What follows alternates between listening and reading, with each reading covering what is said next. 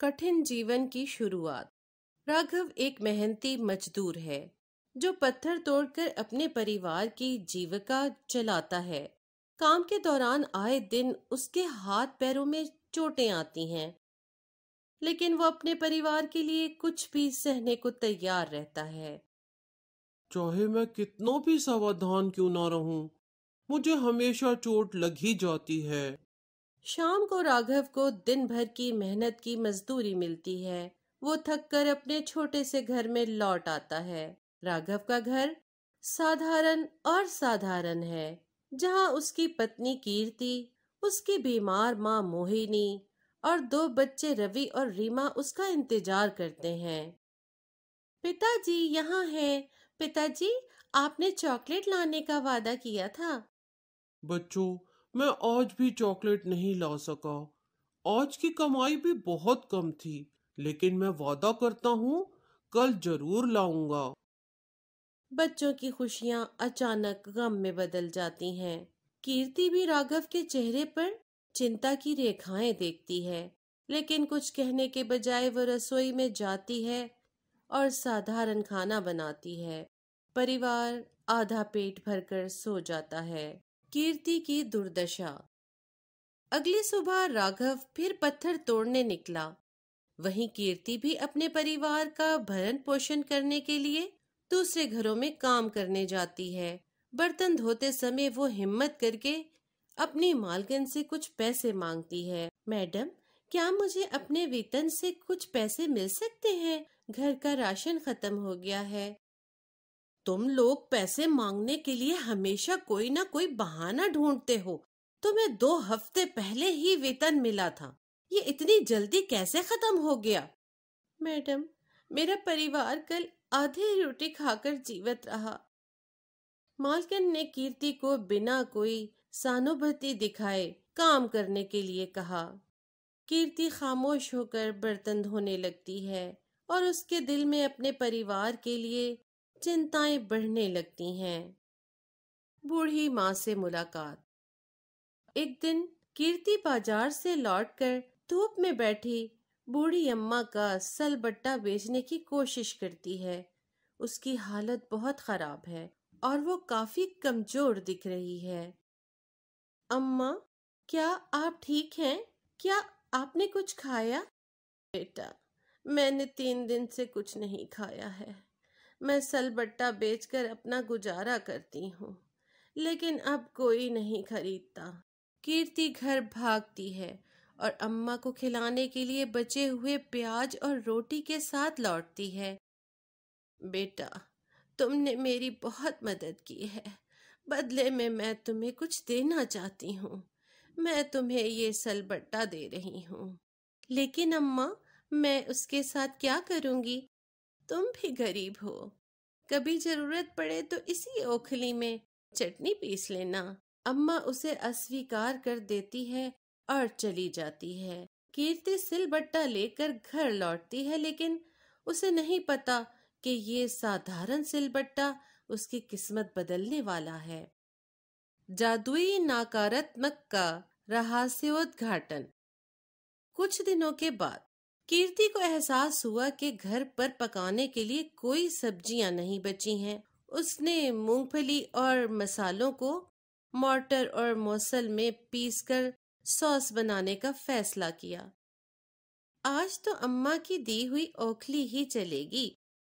जैसे ही वो चटनी को सलबट्टे पर पीसने लगती है, अचानक स्लैब से ढेर सारी चटनी निकलने लगती है। हे भगवान, क्या हो रहा है? इतना मसाला और ये रुक नहीं रहा है। वो घबरा कर चूल्हे पर लाल कपड़ा डाल देती है और सॉस बहना बंद हो जाती है।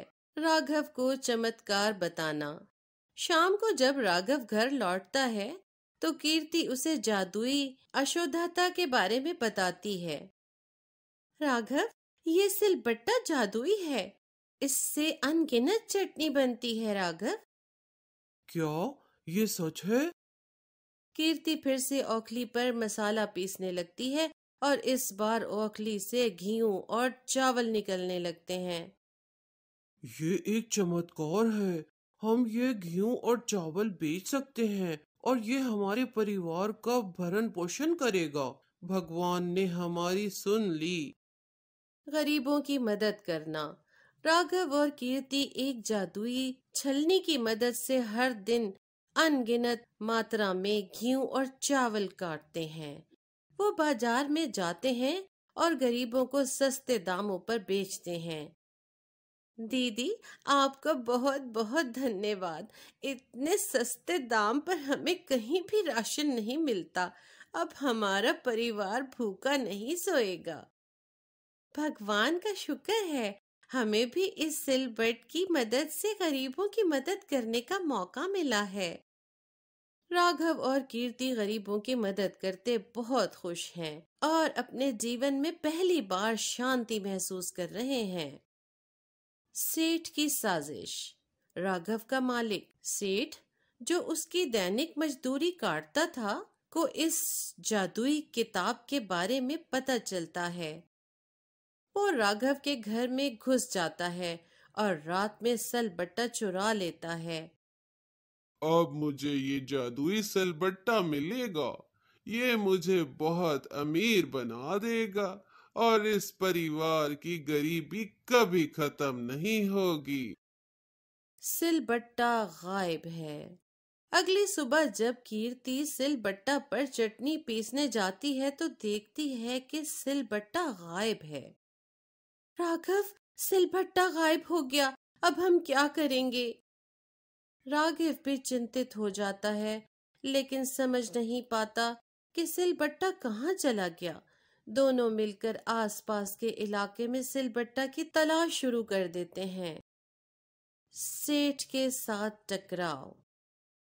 राघव को सेठ पर शक हो जाता है और वो सेठ के पास जाता है और सिलबट्टा वापस मांगता है।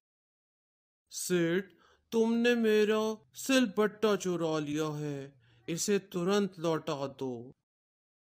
तुम गरीब हो, तुम्हारे पास कुछ नहीं हो सकता। सिलबट्टा अब मेरा है, मैं इसे बेचकर अमीर बन जाऊंगा। लेकिन राघव की जिद और गांव वालों की मदद से वो सेठ पर दबाव बनाता है। आखिरकार सेठ को सिलबट्टा लौटाने के लिए मजबूर होना पड़ता है। जादुई सिलबट्टा का दान। अब राघव और कीर्ति अमीर हैं। सिलबट्टा की मदद से उन्होंने अपनी जिंदगी पूरी तरह बदल ली है। मोहिनी का भी इलाज हो चुका है और अब वह पहले की तरह स्वस्थ है। कीर्ति, अब हमारे पास सब कुछ है। हम ये जादुई सिलबट्टा किसी और जरूरतमंद को क्यों नहीं देते? हाँ, आप सही हैं। अब कोई और हमारी तरह गरीबी से बाहर निकल सकेगा। वो सिलबट्टा ले जाता है और उसे गांव के एक गरीब बूढ़े जोड़े को दे देता है, जो मुश्किल से अपना गुजारा कर पाता है। आप इस मोहर के साथ अपना भाग्य बदल सकते हैं, जैसे हमने किया। जोड़े की आंखें भर आती हैं और वो राघव और कीर्ति को आशीर्वाद देते हैं। इस प्रकार राघव और कीर्ति ने केवल अपनी बल्कि दूसरों की भी मदद करके अपने जीवन में सच्ची खुशी पाई है।